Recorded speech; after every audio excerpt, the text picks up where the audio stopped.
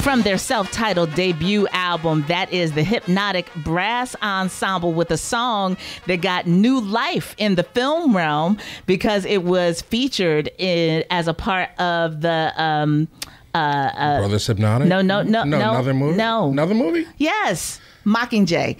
Hunger Games. Hunger Games. Lord have mercy. I was like, me and my brain sometimes do not necessarily come together. So whenever they would announce the tributes and they would bring them on TV to talk about, their kind of personal stories and everything else, that was a song that was playing in the background. Okay. So. But people that listen to the show regularly know how I feel about the Brothers Hypnotic and their backstory and everything that is involved in that. So we wanted to use that as our intro music today, yes, as we indeed. welcome Mike D for this week's edition of Reelblack Radio. I feel like I almost have to go and fight to the death today. You got me amped up with the horns and everything. The song is called War, so I mean it's supposed to have that kind of energy around it. But we are beginning today's program with a conversation with a filmmaker who is bringing his latest work to PBS on the Independent Lens series, but also was the director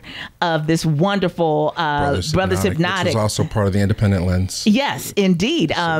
Telling the story of the brothers that comprise this group. So we hope he felt welcomed by that music. And we are now going to speak to filmmaker Reuben Atlas. Good afternoon, Reuben, and thank you for joining us on the program today. Good afternoon. Thanks for having me. I got very excited hearing that music, thinking it was just your hold music.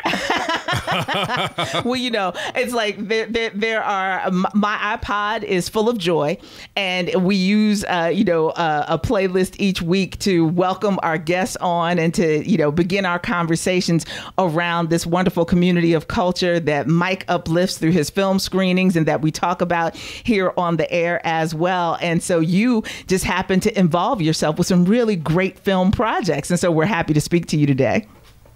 Thank you. Thanks for having me on. Indeed. Yeah. So, well, tell us about this new. Well, we definitely talk about Brothers Hypnotic because every week she plays that music and she mentions the film. I'm a very big fan. I think she needs a personal copy, but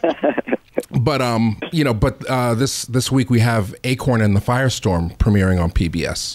In 2008, a scandal brought down a giant among community organizers when a secret video recording went viral. A prostitute walks into Acorn seeking housing for her brothel.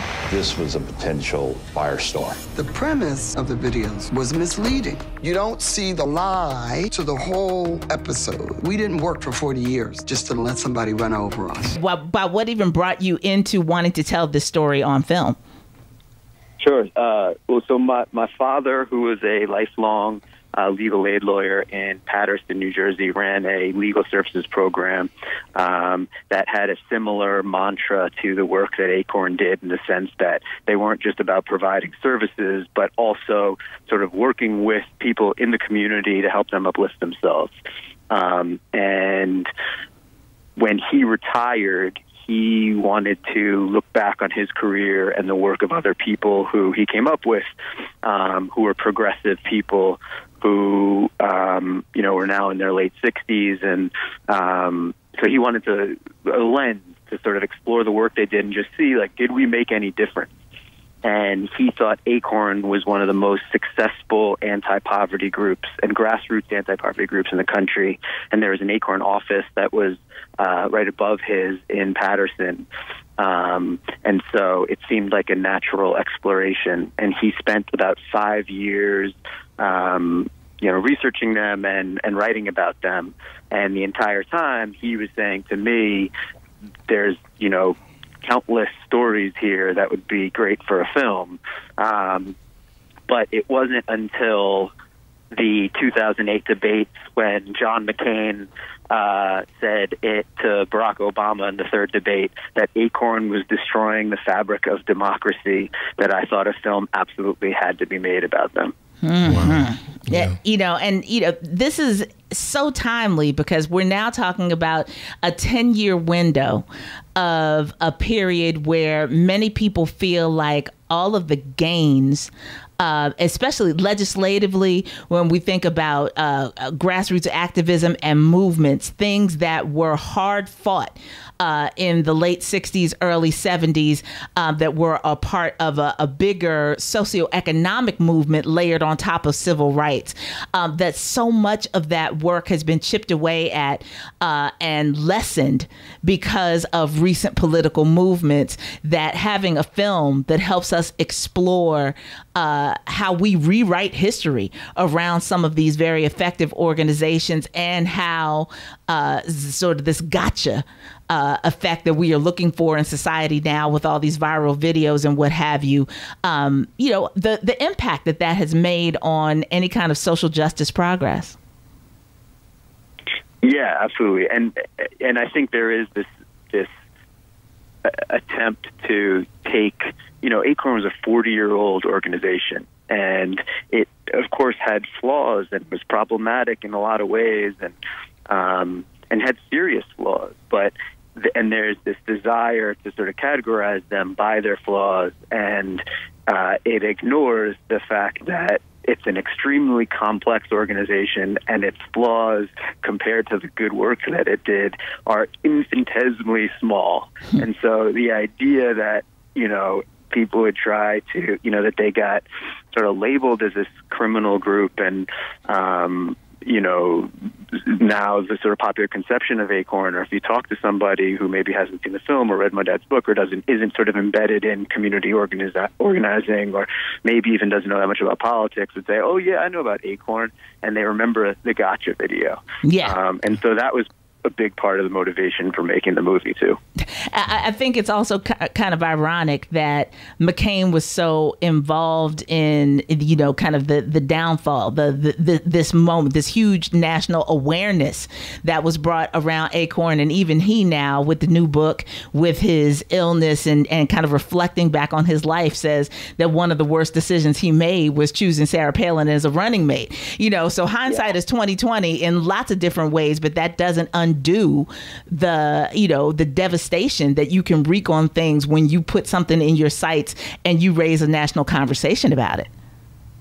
Right. And it was, for him, it was almost naively and purely a political tactic, and even it was a campaign tactic. There was Reverend Wright, there was Bill Ayers, and there was Acorn. They were trying to just attach that to Obama's chest to scare people, that if you elected Obama, that these are the people that were going to be running the country. And I don't think McCain believed anything that he was saying about that, and that's sort of revelatory in the sense that he thought Sarah Palin, he was just listening to people who were campaigning for him. The other irony, by the way, about that is that McCain, just like a year and a half before that, was at an Acorn sponsored event, and so and supportive of the group. Right. So it was just absurd on so many levels. And it is crazy because it foreshadowed the political era that we were entering into in a lot of ways. Exactly. Yeah. I mean, I enjoyed the film, and congratulations.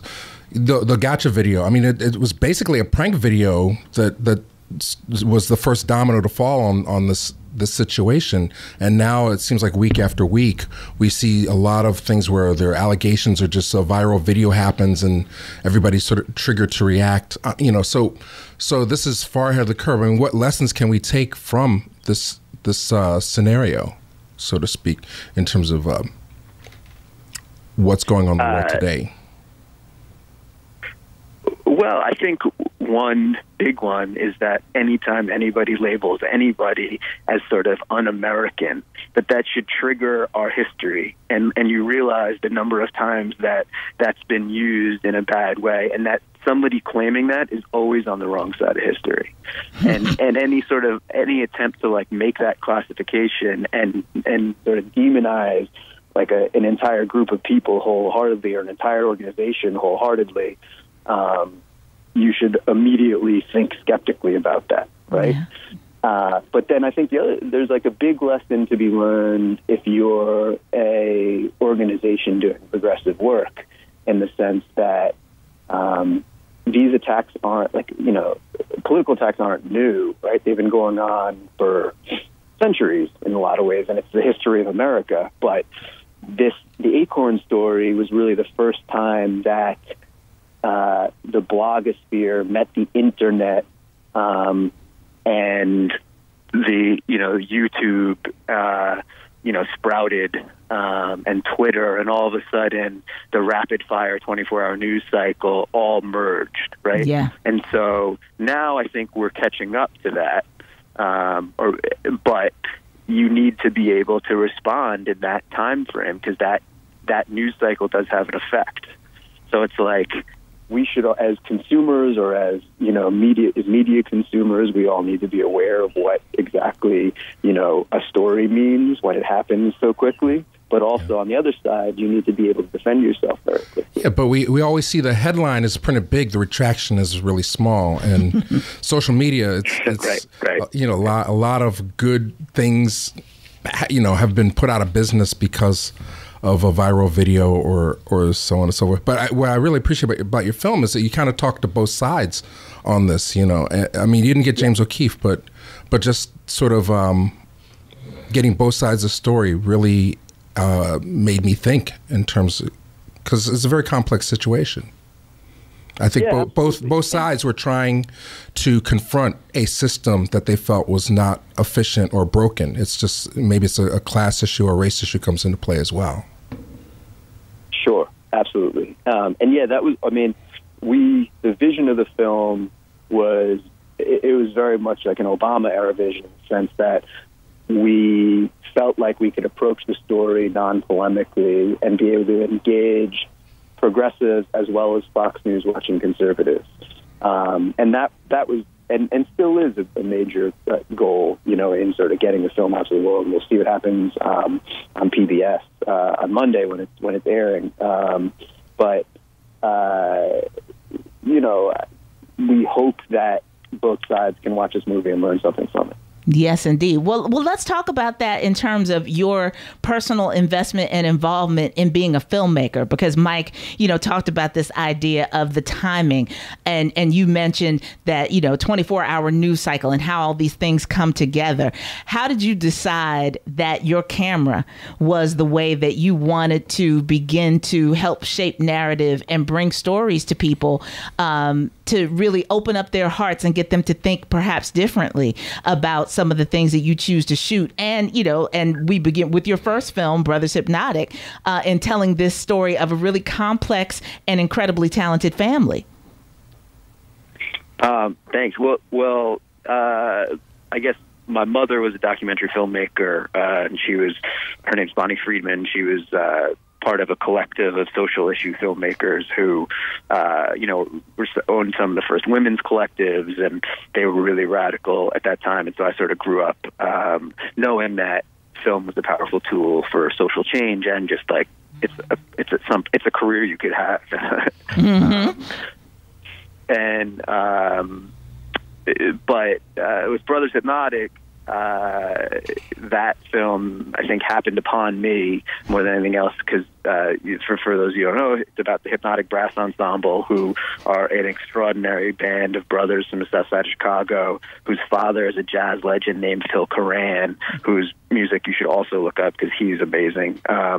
And he raised them as a band together and would wake them up before school for early morning practices. Yeah. And it wasn't like Joe Jackson, you're going to be a pop star. It was like, you're going to learn to play music that's going to heal people's souls. And we're going to spend like 2 months on one note to get the tone of that one note.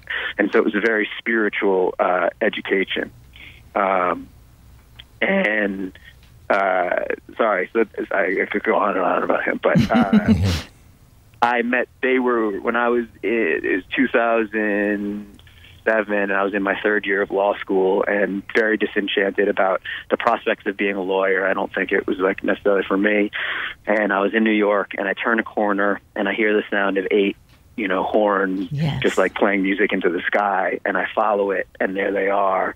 And it was this fusion of like funk and jazz and hip hop and soul that I'd never heard before. And the talent was just insane on a street corner. And like New York's got plenty of like talented musicians who play in the street, but this was a sight like none other. And so I went up to them and I was like, well, can I, make something with you? And I was one of, like, I'm sure 1,000 other people who have said that to them. And one of them said, you want to support us? The best way you can support us is to buy a CD. And they were selling CDs on the street. And so I bought a CD, came back the next day with a camera, and followed them. And it was just sort of serendipitous, and it was 3 or 4 year process of working with them to sort of tell this anti-establishment story about their life and music and their trajectory in the music industry. Sam Pollard sort of helped you on that one. Now he is a co-director on the Acorn film. How did that relationship develop?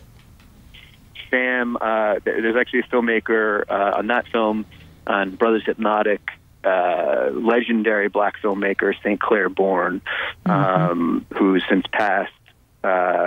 But he was my mentor at the beginning of that project, and then he was starting to film about the Black Panthers and sort of felt like he didn't have time to really commit. So he introduced me to Sam, who plays sax, and Sam is a legendary documentary filmmaker as well. Yes. And he liked the material that I showed him, and we became friends and collaborative partners. And he's been, a mentor and supervisor. He was a supervising producer on that film.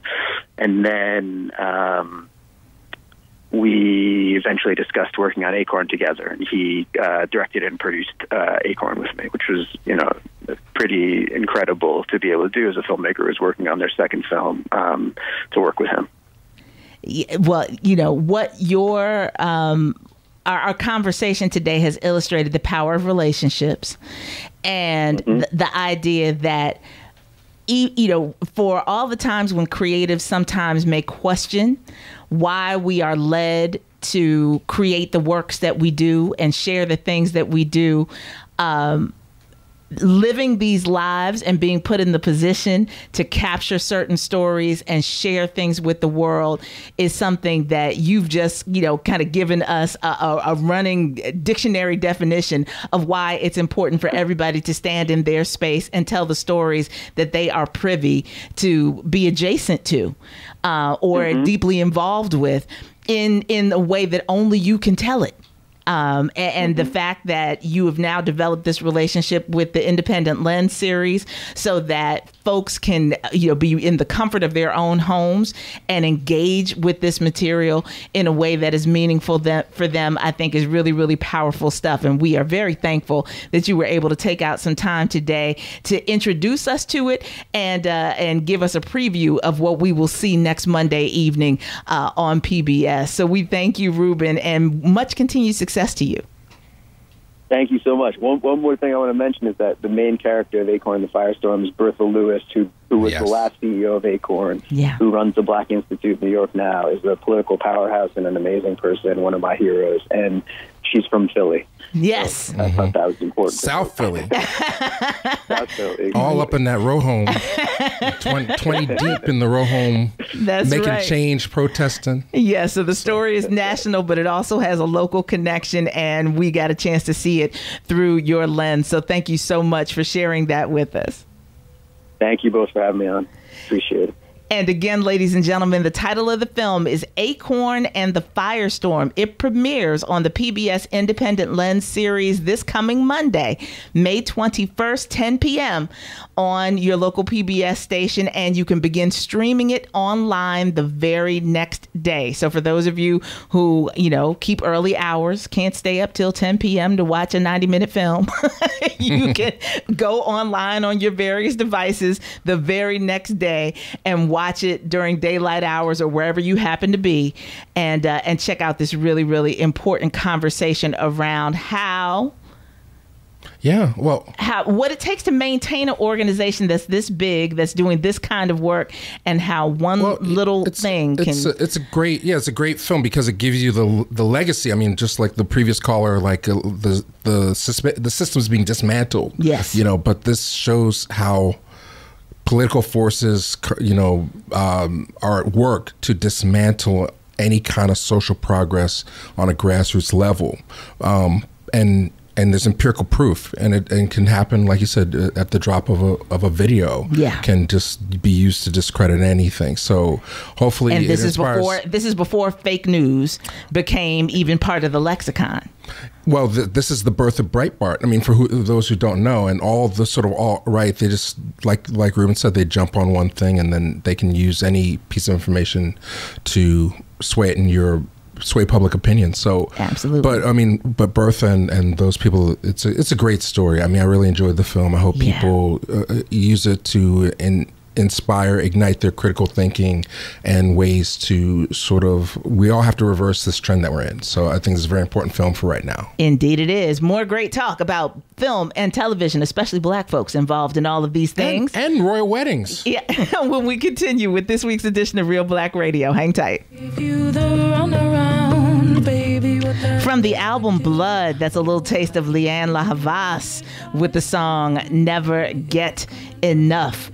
And, this whole idea of challenging genre, of being able to tell stories, I think sometimes that within the realm of music, the title singer-songwriter isn't honored enough. True. Within that context, because people like her sit down to try and tell a story, and then they pick up an instrument and go, I'm going to try and deliver this. Now, you can get the scaled down version, or you can get the big sound version with the whole band. But there is a context through which they can deliver these things that I think is really powerful. And I think documentary filmmaking is the same kind of way, right? Because you can have the theater experience, and you can go sit down and you can see these things and put it in the context with your other movies. But there's something to be said for the idea of being at home and having a serious subject, whether we're talking about family or whether we're talking about politics and all these other things, and just being able to richly engage right there in a place where you feel comfortable and safe and everything else. I think most, documentary in the last 10 years or so has really sprung up. I mean, some of the best American films of the last 10 years have been in documentary. Yes. And it's clearly because of the technological changes where, filmmaking is always a time versus money equation. And the fact that people can get a camera for a couple $1,000s like Reuben did and just show up someplace and just film means that they can invest the time to get the story right. And people have been investing a whole lot of time, right? Because we talked to the woman that Tina, names escape me all the time, but that did the Lorraine Hansberry film. 20 years. Yes. 20 years. It's the diligence that it takes to be passionate about telling the story. Well, same as plug time. I'm wearing my Bring the Beat Back t-shirt for those who can see. I think I wore that shirt until it fell apart. Yeah, well, we're going to get some new ones made. I got to find, but it's been 18 years since we did the original.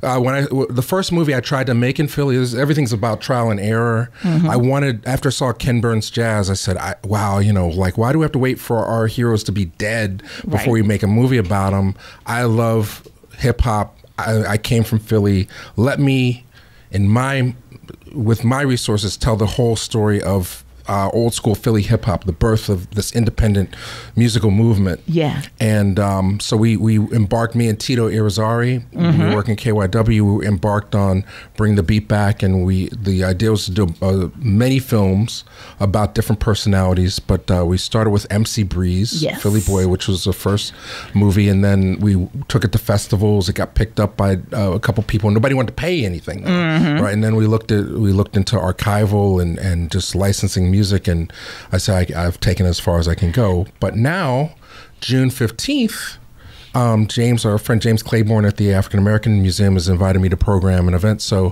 what we're going to do, I'm going to restore because we shot a trailer. We interviewed a lot of great people, Cash Money and Lady B and Lawrence Goodman and Jazzy Jeff and MC Breeze, of course, and you know, Baby DC, tons of people, Schoolie, and we're just I think the interviews are invaluable. Yeah. I wish I had the wherewithal to finish it, but it just beat me down to think that, like, I went to New York and, like, what, Philly? There's rappers in Philly, and I just was so, it's like, yeah, well, you know, because New Yorkers, they want to claim everything. Yeah. Right, so it's like you say Will Smith, Fresh Prince, or Schoolie, oh, they're from Philly? Yeah. Yeah. You know, but everybody, including the filmmakers at the time, all the archival was New York, so right. It was very impossible at the time to do it. So June 15th at the African American Museum, 6:30 p.m. We're gonna screen unseen documentary that I did on Lady B, celebrating her 30th anniversary, which we were going to show it the night at the Dell, but it rained, so it's never been seen in public before. Oh, okay. We're going to show that Lady B is going to come out, and then we're going to show our restoration 40 minutes of film that we shot back in 2001. So. And it's funny that, you know, that was around the time where you and I were getting to know each other, and I distinctly remember. And so this is for people that fall into my demographic. Before Park West Shopping Center was there. Yes. MC Breeze had like the where little the Wells hut. Fargo Bank is. Yes, it was beige and brown, and I always thought that was really odd. But it's like, but MC he had Breeze, MCBreeze.com on the door. Yes. Actually, I have a tape. I have to find. I have a tape of him moving out. We went there like when the Parkway Center bought the whole block out and moved everybody. We went there the day he was moving out, and he's like carrying all his computers and things out and talking and stuff. So, you know, those are kind of things, and maybe some of them make the unseen footage that we show at the Slout the following week, the 21st. We're doing the panel discussion. So just as a quick reminder for those people who may not have been tuned in last week, I have the distinct privilege of curating my first photo exhibit with the Slot Foundation beginning June 21st, running through July 21st. And Mike and I are going to collaborate on a Q&A for the opening reception. And Mike is going to program what we're calling the immersion space that exists within the gallery, where you'll be able to go in and for as long as you like, be surrounded by some real black vintage footage. We wanted, it's a lot of stuff to go through, but it's hopefully you'll be inspired. Just what I was saying to Daryl DeBress is what the access to camera gets you. You know, there's been so many experiences I've had, or just people I've had a chance to meet and talk to as a result of me having a camera. So this is great. And same with Maurice Sorrell. You know, there are a lot of rooms that you can get into just because you're standing behind a lens. So I think it'll be a great conversation. Yeah. And so the exhibit itself is my late great uncle's work as a White House, as the first black White House news photographer, and over 3 decades of working as a staff photographer, the Washington Bureau photographer for Johnson Publications. Yeah, so both those events are worth coming down for. Even if you're not in Philly, you should come. You got enough notice. Come down on the train or drive through and come. And so June 21st is when Mike and I take this show that we do each week here on the air, but we do a condensed version, 1 hour, as part of a Q&A for the opening reception of that exhibit. And June 15th, I'll be at the African American Museum in Philadelphia. And so, we want to take one call before we take our final commercial break. Brother Tim calling in from South Philly. How you doing? Oh, yeah, I called to talk to the expert, Mike. He Hey, Tim. gives you the, what's happening, man? He gives you the what's happening? Yeah, great show. They mistook me for Raj when I was in high school. Thanks for bringing up that pain. Yeah, I hear you, brother. But anyway, Tim, what's up? No, 2 movies I want you to give me your opinion on, and your position too. You come up with a lot of facts, man. My thing is that I want to know what the first Creed was like, and I see Sylvester Stallone is on a part 2. Yeah, and filming right now. The box office, and the other thing is Spike has a movie coming out. I want to know about it. Yeah, I'm glad you mentioned that. The Black Klansman got a 10-minute standing ovation at Cannes, and then sounds like Spike has got something to talk about because he used the opportunity for the closing credits to show the Charlottesville where the white supremacists ran over the woman, and and that's very controversial. But he explained why it's important, and he used the opportunity to sort of throw a tirade for the man in office. I'm not going to mention his name, and you can watch that video on YouTube. So and Jordan Peele's executive producer, along with Matthew Cherry, who's been on the show, Monkey Paw Productions. So they're saying, all the critics say this is the best movie he's done in over 10 years. And that's a low bar, by the way, but I'm excited about it. Stop. No, I want Spike to call in. I can't wait to see this movie. And it's Denzel Washington. The trailer is great, and it's widely available now. It's on YouTube. Yeah. So if anybody in the listening audience, if you have not yet seen it, highly recommend that you look it up and just check it out. It's about 2.5 minutes. John David Washington, Denzel's son, is the lead, and it's based on a true story for real. Yeah. So I think, we're back in that cycle in a lot of ways. Is 1989 again in terms of the issues that we're talking about, and Spike is hitting right on stride with that. So I'm excited about that. Haven't had a chance to see it. And then what was the other one? Creed 2. Creed 2 is filming. Well, the first Creed was excellent. Definitely set the table for everything that's happening with Ryan Coogler. He's definitely along with Tim Story, the mastermind behind a lot of money being made in Hollywood and a lot of actors being broke. And it's great that in Philly they're shooting for over 2 months. Yeah, I think almost 3 months. They're in production here in Philly, which means a lot of jobs, a lot of stuff. And Sylvester Stallone's here. They're making a big imprint on the city. I can't wait to see it. I'm sure it's going to be a lot of fun. And hopefully they'll be able to take some momentum off of Michael B. Jordan's appearance in Fahrenheit 451 and continue to roll that into the theatrical release of Creed 2 as well. Just because his presence between Black Panther and his star is continuing to rise. I can't wait to see what they do with the characters more. The first movie was great. I mean, Charles Woods has a lot of criticism about it in terms of who gets to fight who and what the violence is towards and all that kind of stuff. And that's a trick that he also plays in Black Panther. There's certain people that you're allowed to beat up on camera, right? And there's some that you aren't. But it played more like a video game. But the way it was staged, the way Ryan Coogler did the first one was excellent, and I'm looking forward. He passed the baton to the director, the guy who did The Town, another independent filmmaker. Oh yeah. Vince Stephen Caples is the director of this one, but hopefully they're just as inventive with the fight sequences and cinematography. So I can't wait. Yes, and I'm hoping that we can get a set visit for our young filmmakers. Love that. Well, we got to take a break. Our final break of today's program. We'll come back. Mike's got some stuff to give away, and no giveaways. No. Oh, okay. Oh, we got things to talk about. We got plenty to talk about. And we both saw Solo. So we can talk about that now? Okay. Yeah, we can talk about it the next day. Okay. So we're good. All right. Okay. So that and more as we conclude this week's edition of Reelblack Radio. We'll be right back. That is the sound of Omar Laifouk, better known as just his first name, Omar, from his greatest hits collection, an a cappella song he calls Fine. And yes, that is him on all the voices, including that very hearty chest beatbox he gives you with that as well. Just fun music as we come to the conclusion of this week's edition of Reelblack Radio. And Mike D, I know that you got all kinds of good... The first thing, are you watching the royal wedding tomorrow? No. Why? I might tune in. This is history. I'm going to tune in for a minute because, listen, and those of you who are my friends or follow my personal Facebook page, you know that I have been having a conversation around this. I don't care how you feel about the concept of a monarchy. I don't care how you feel about hype around a royal wedding and what have you. For this sister to be dealing with the family drama even that she has dealt with over the last 2 weeks, there is not a woman on the planet that wants to be trying to censor her own damn father or her other half siblings. Pop trying to turn it into a reality show. Oh my God.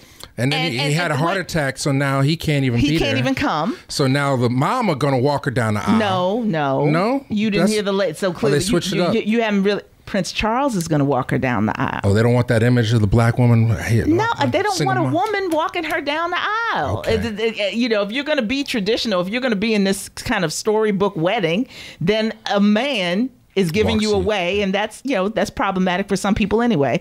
But Prince Charles also doesn't have any daughters of his own. So, he stood in for a goddaughter, I think. But, Well, I'm excited. I don't know. I may TiVo it. I want the sister ceremony not to have any more drama. I want her to be able to stand. Well, hey, Bobby and Whitney, it's the real world. We get a real black princess for the first time. Yes, in I history. fully agree with you. If her white siblings will leave her alone. I mean, no, seriously. She got the one talking about, I'm the one that created all the drama for the father. And she wasn't invited anyway. Mm-hmm. You got the other one coming with her 2 sons, and they're going to be correspondents for some British network. It is a freaking reality show, and it's awful. Let the woman get married in peace. Okay. You weren't invited. Stay the hell away, and let her have her moment. Well, goodness. Well, I mean, so then the major dramatic question: does this make up for Princess and the Frog? I was just thinking that this morning. Like, I mean, they did us dirty. I think it's hilarious that you and I were on that same wavelength. I think this is for all the people who said Tiana was a frog for too long in the film, and we didn't get a real black princess for long enough. So now she's gonna be up in there. That yes, and people can get it for real. The other major dramatic question about this royal wedding: Will Prince Harry buy her some Fenty panties for the honeymoon? You know what?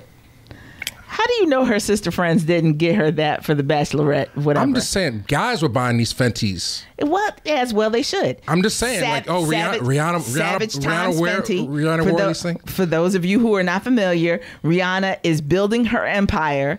I love her makeup collection, Fenty Beauty. Mm-hmm. And now she has a lingerie line called Savage Times Fenty.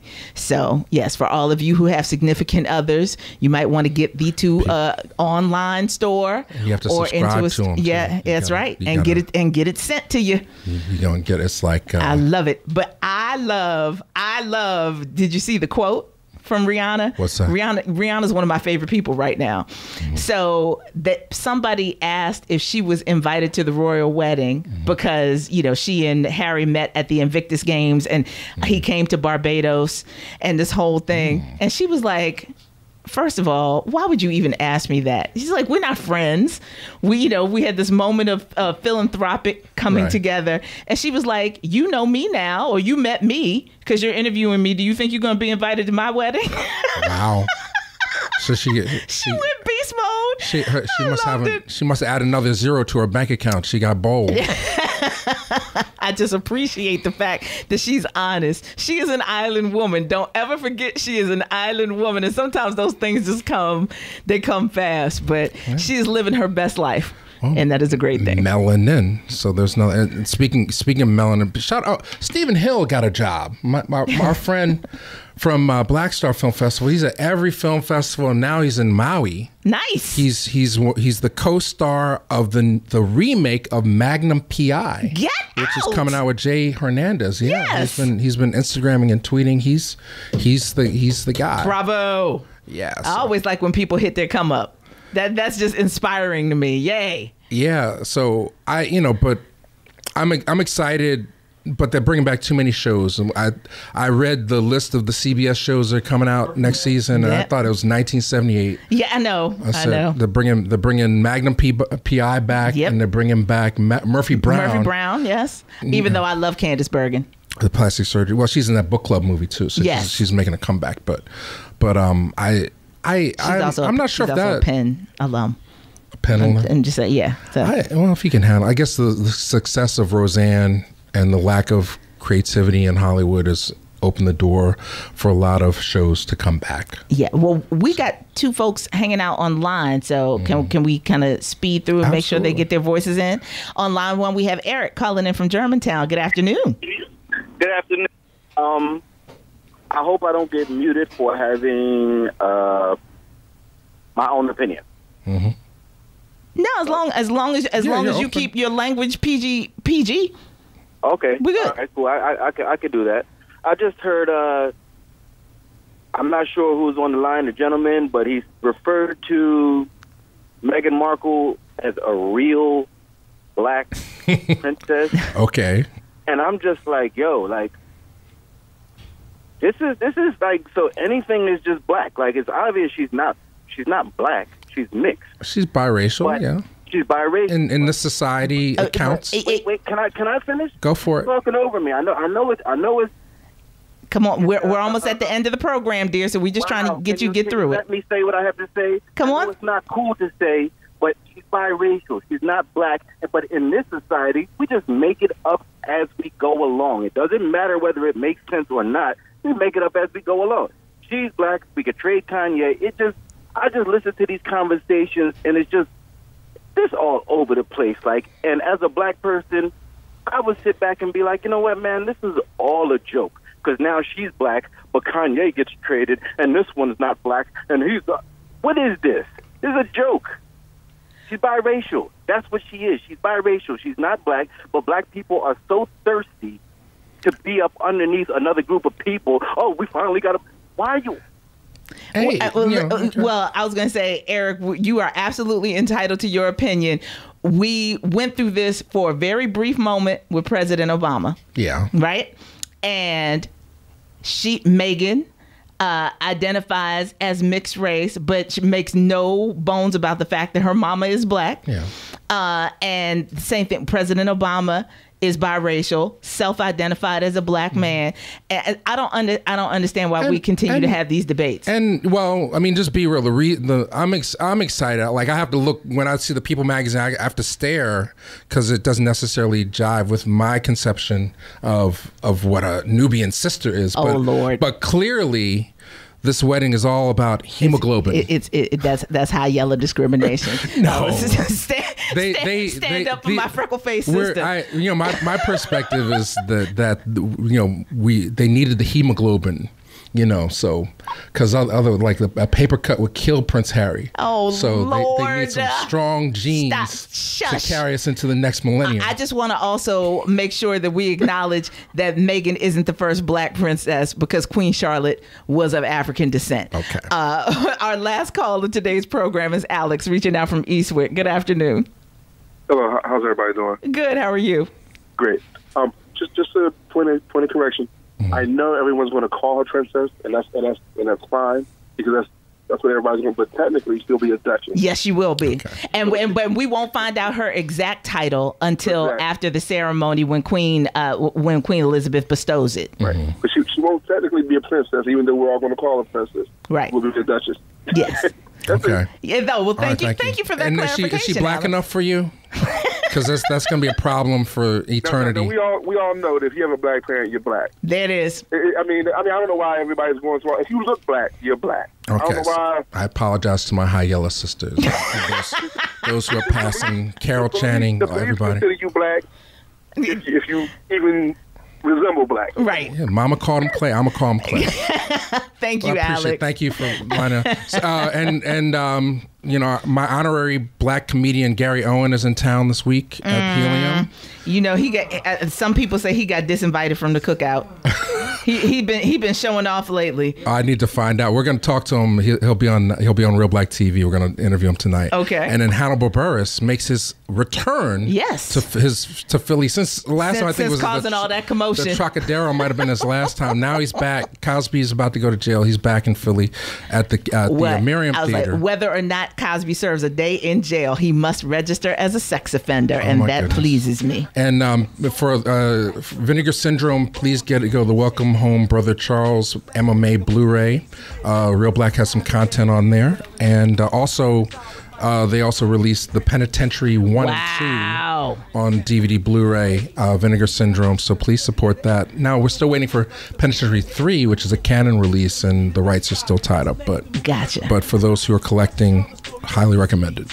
Indeed. Well, black films on DVD, black stories, royal weddings and stuff happening tomorrow. Fenty Lingerie.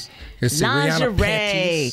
And with that, we are ending today's program. Rihanna drawers? Can we call them? No. Can I get these? We got to go. All right. Brother Shamari is coming up next. Keep your dial locked here on Word Radio, 96.1 FM, 900 AM Philadelphia. Lord willing, we're back here next week to do more of the same. Stay tuned. Take care. Was it laundry if they're under a certain size? Is that? No. Design. And damn it, yes. It's not buy them 5 in a pack. What are you talking about, 5 in a pack is not lingerie. That's drawers. So you can't hang them over the shower curtain. Is that? I mean, you can. You can. You can. What distinguishes it?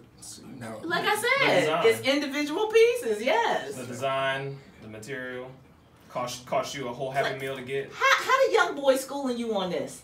How's the young boy schooling you on this? I'm just saying, when white folks was making it, it's called lingerie. No. When black folks, no. It's drawers. It's underwear. No, drawers are cotton and generally one solid color and no oomph to them.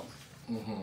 If they have anything lacy, pretty, delicate, where you shouldn't really wash them in the washing machine, it is lingerie. Okay, it doesn't make a difference who manufactures it. Rihanna has lingerie.